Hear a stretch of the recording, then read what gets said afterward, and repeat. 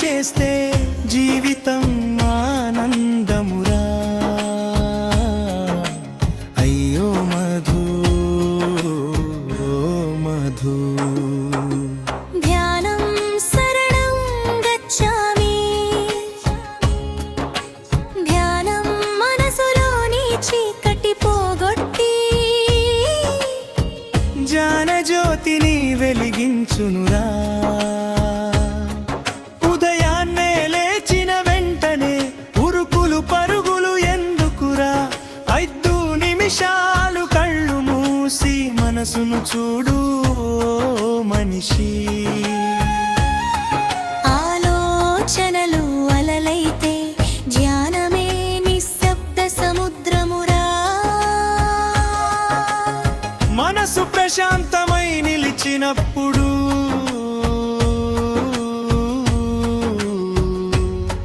మన జీవితమే పండుగరా. అయ్యో మధు ఓ మధు. మనసుకు మందే ధ్యానమురా. రోజు కాసేపు ధ్యానం చేస్తే జీవితం ఆనందమురా. పనిలో ఒత్తిడి పెరిగినప్పుడు, పలుకులో కోపం వచ్చినప్పుడు ఒకసారి లోపలికి చూసామంటే మనసే మనకు గురువవునురా.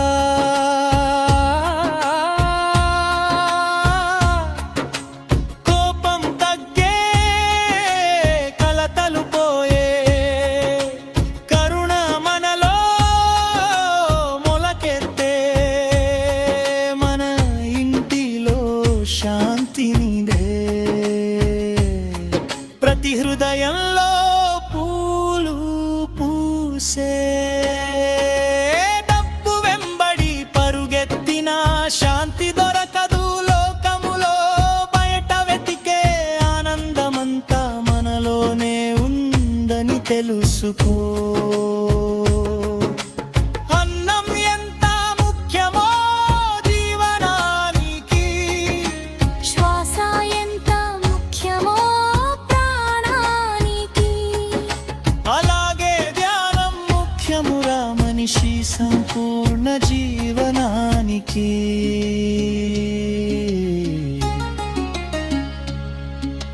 పిల్లలతో ప్రేమగా మాట్లాడు, పెద్దల మాటను గౌరవించు. ప్రతి జీవిని ప్రేమించే హృదయం ధ్యానంతో వికసించునురా. మతమేదైనా కులమేదైనా మనుషులంతా ఒక్కటే అని తెలిపేది ధ్యానమే.